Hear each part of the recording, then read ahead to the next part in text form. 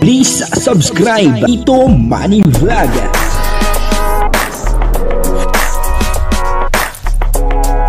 Payagan po si Tito Manny Vlog na mag-reactor para pambiling gamot sa kanya pong karamdaman. Wala man siyang records ng ng awayan. Magandang umaga, magandang tanghali at magandang gabi sa inyong lahat mga kapatid. Kung saan man kayo ng panig ng mundo naroroon ngayon, ay mag-iingat kayo palagi at pagpalain kayo ng ating Panginoon. Maraming salamat din po sa patuloy na tumatangkilik sa aking YouTube channel at nanonood sa aking video reaction. Tuloy lang po natin suportahan sila Kuya Bal Santos Matubang, Kalinga Prab at Ate Edna Vlog. Kung nanonood po tayo ng kanilang mga video, kaya huwag po natin skip yung ads upang sa ganun ay patuloy tayong makatulong sa kanilang adhikain sa pagtulong sa ating kapwa na naghihikaw sa buhay. So, may tatalakayin tayong konti. Hindi na tayo kukuha ng video clip. Wala tayong papakitang video clip dito. Ito po ay tungkol doon sa mga nagbabas kay Rina. May mga baser po kasi itong si Rina. Bakit po ba nagkakaroon ng baser? Itong si Rina, wala namang kaalam-alam yung bata. Kumbaga, napaka-inosinteng bata nitong si Rina. Kumbaga, talagang makikita po natin na wala po siyang kaalam-alam sa mga nangyayari. Pero sa ngayon, alam na po niya nangyayari sa kapaligiran. Pero tungkol po doon sa mga ibang bagay, katulad po noon, may nambabas sa kanya, parang dito ay nakita po natin na nadadamay itong si Rina, na hindi naman dapat na mangyari. Kasi may nabasa po ako na sinabi niya doon na may sinabi po siya na isang beneficiary ng Kalingap.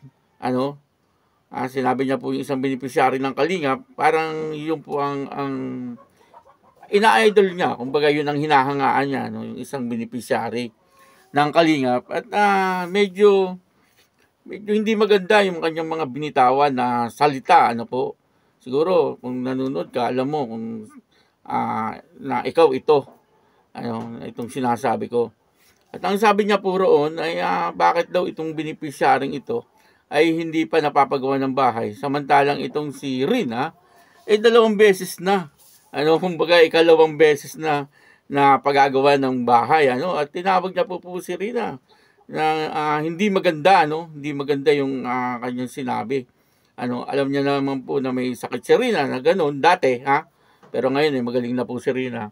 Hindi kailangan pa po ba na banggitin doon sa kanyang chinat, medyo hindi po maganda yung binitawan na chat nung taong ito, na talaga nga namang parang masyado niyang nilapastangan yung pagkatao ni Rina, na hindi naman karapat-dapat.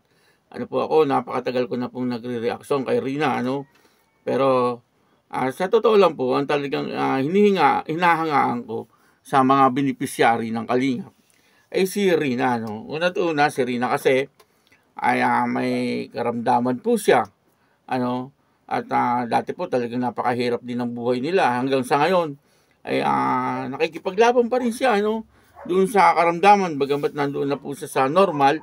Pero sa isang iglap ay pwede po siyang bumalik doon sa kanyang karamdaman. Kaya lahat naman po ng beneficiary ng Kalingap ay pinapanood po natin, sinusuportahan po natin lahat po ng ina-upload ni Kalinga Prab sa kanyang mga beneficiary, pinapanood po natin lahat yan.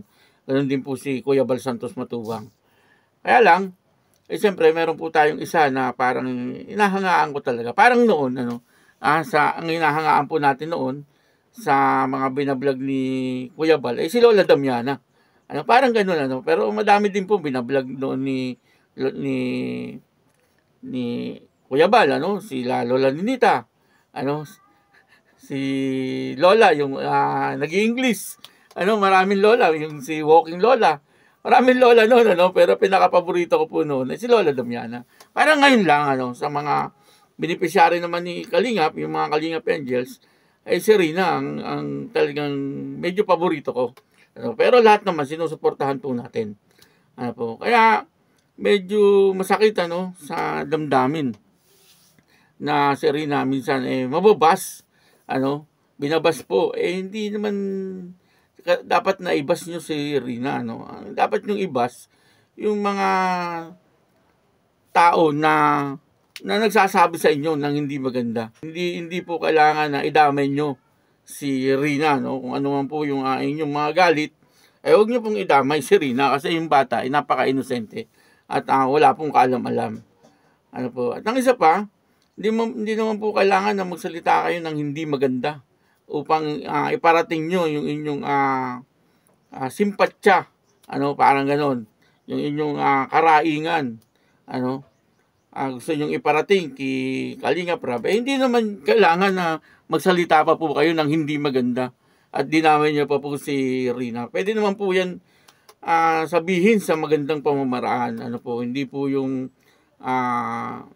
masakit no? Masakit yung, sasabihin ko na, yung sinabi niya na sinto-sinto, sinto-sinto yung sinabi niya doon sa kanyang chat, ano, medyo hindi maganda, no? Hindi magandang pakinggan o basahin man lamang. Talagang medyo masakit, ano, para po doon sa mga viewers, ano, at sponsor ni Rina, ano, katulad po sa amin na talagang humahanga din talaga kay Rina, ano, kasi siyempre inahangaan ko po kay Rina yung nangyayari sa buhay niya. Ano yung nangyayari po sa buhay niya na patuloy siyang lumalaban sa hirap ng buhay, sa karamdaman. Kumbaga ngayon, kaya po yan nangyayari sa kanya kasi nakaraos na po siya doon sa hirap ng buhay, ano, doon sa sakit ng karamdaman. Nakaraos na po siya. Kaya ngayon puro blessing naman po ang dumarating sa kanya. At yung pangalawang bahay na sinasabi, ano po, yan po ay sa pagkakaalam ko, galing po yan doon sa mga sponsor ni Rina, no? Sila po ang may kagustuhan na magkaroon po si Rina ng pangalawang bahay. Ano, kasi ang Kalinga po, pinatayuan na ng bahay yan, si Rina. At ang nakatira po ngayon ay si Lolo Nestor. Ano, sa kagustuhan po ng mga sponsor na magkaroon ng sariling bahay, itong si Rina, ayan, ano, po sila, nag-aambag-ambag, ano, upang sa ganon, ay muling mapatayuan ng panibagong bahay itong si Rina. Yan po ay napanood ko doon sa live ni Ana Coroda. Ano, nanood po ako ng live ni Ana Coroda. Shout out po Ma'am Ana Coroda, ano. At sinabi niya nga yung mga sponsor ay parang mag-iipon-ipon, ano, upang sa ganon ay mag-aambag-ambag, ano, upang sa ganon ay matulungan na mapagawaan uli ng panibagong bahay itong si Rina. Sabi niya nga po doon, pwede magbigay ng 500, 200, ano, yung kaya lang. Pwedeng magbigay doon, ano, alang-alang po doon sa pangalawang gagawing bahay ni Rina, ano. At ang isa pa po dyan, yung nagsalita na yon na itinutukoy niya po, ayoko pong sabihin kung sinong beneficiary kasi ayoko pong mandamay ng ibang wala pong kaalam-alam yung beneficiary dito Ano, yun lang pong tao na nambabas ang inaano natin dito. Na dahan-dahan sa pagsasalita o sa pagchat-chat kasi marami po ang nasasaktan sa inyong ginagawa. Ano, kung gusto niyo po na mapabahayan kaagad itong beneficiary na yung sinasabi, mag-ambag-ambag din po kayo. Ano, mag-ipon po kayo, mag-ambag-ambag po kayo upang sa ganun ay mapabahayan din kaagad itong beneficiary. Kasi hindi naman po yan mapagsasabay-sabay ni Kalinga Prab. Ano, pati si Kalinga Prab, pinagsabihan mo ng hindi maganda, no? Sabi mo may inuna. Hindi naman ganoon, naka-line up lahat yan. Lagi pong sinasabi ni Kalinga Prab na lahat naman yan ay mapapabahayan. Ano, yung mga naka-line up, ano po, hindi naman po yan mapagsasabay-sabay. Ano, makakala nyo yung pabahay ni Kalinga Prab halagang 50,000 lang, gano'n. Hindi po, ang halaga po niyan umaabot ng kalahating milyon. Ganun po magpabahay ang Kalingap, ganun po sila magbigay ng bahay na talaga nga namang hanggang sa may apo ka na, pwede pa itong matirahan. Po. Kaya hindi po basta-basta yung sinasabi mo na bakit inumuna uli si Rina. Nagkataon lang na si Rina po ay napakaraming sponsor na mag-aambag-ambag para siya ay mapabahayan muli. Pero hindi po siya ibig sabihin hindi po siya inuna ni Kalingap Rab para bigyan ng pangalawang bahay. Hindi po, mali po ang iyong nakalagay sa iyong isip. Mali po yan. Kung gusto mo po na yung beneficiary na sinasabi mo, napabahayan ka agad, parang minamadali mo si Kalingap Rab. Ikaw mismo ang kumilos. Pero yan ay naka-line up kay Kalingap Rab. Ang pagkakaalam ko, yan ay naka-line up kay Kalingap Rab. Kumbaga, paisa-isa lang. Paisa-isa lang. Hindi naman po yan mapagsasabay-sabay ni Kalingap Rab. Kasi hindi naman po basta-bastang pera yan. Yan napakalaking pera. Kumbaga, pinag-iipunan din po yan Kalingap Rab, Hindi naman po lahat ng pabahay ni Kalingap Rab galing sa sponsor. Hindi po. Halos po ang karamihan din dyan ay galing sa kanyang YouTube, Galing po sa kanyang YouTube channel. Kaya hindi po yan mabibigla. Po. Yung kay Rina, nagkataon lang na talagang kaya si Rina ay naghahanap na po ng lupa. May pera na galing po talaga sa sponsor. At yung mga sponsor po, ang talagang may gusto na pabahayang muli itong si Rina. Kaya wag ka pong magselos. Nagsiselos ka po Wag ka pong magselos. Wag ka pong mainggit. Dahil yung pong beneficiary na sinasabi mo na pagdating ng panahon, mapapabahayan din po yan ni Kalingap Rab. Hindi naman po yan mabibigla. Naka-line up po yan Hindi naman po pwedeng pagsabay-sabay yan. Isa pa yung mga karpintero ni Kalingap Rab yung pinagkakatiwalaan niya talagang karpintero, hindi naman po yan mapagsasabay-sabay. Di po ba?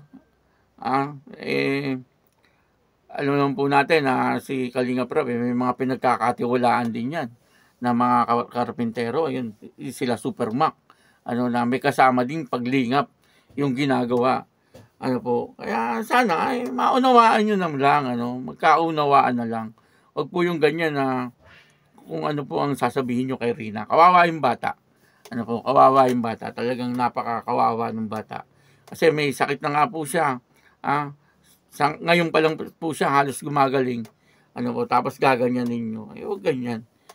Kumbaga magmahala na lang. Kasi isa lang naman iisang Kalingap lang naman magmahala na lang. At suportahan na lang. Suportahan po natin lahat. Yung lahat ng beneficiary ng Kalingap. Suportahan po natin. Huwag na po natin pagsabihan ng kung ano-ano. Kasi kawawa Ako po talagang naawa dun sa kay Rina at medyo tumindig yung aking balahibo nung nabasa ko yung chat na yan. Po. Kaya yun, maraming salamat po sa inyong lahat. At magandang umaga po sa inyong lahat. Magmahalan na lang po tayo, huwag na po yung ganon. Ako po si Tito Manny Vlog na nagsasabing God bless you all. Diyos mabalos.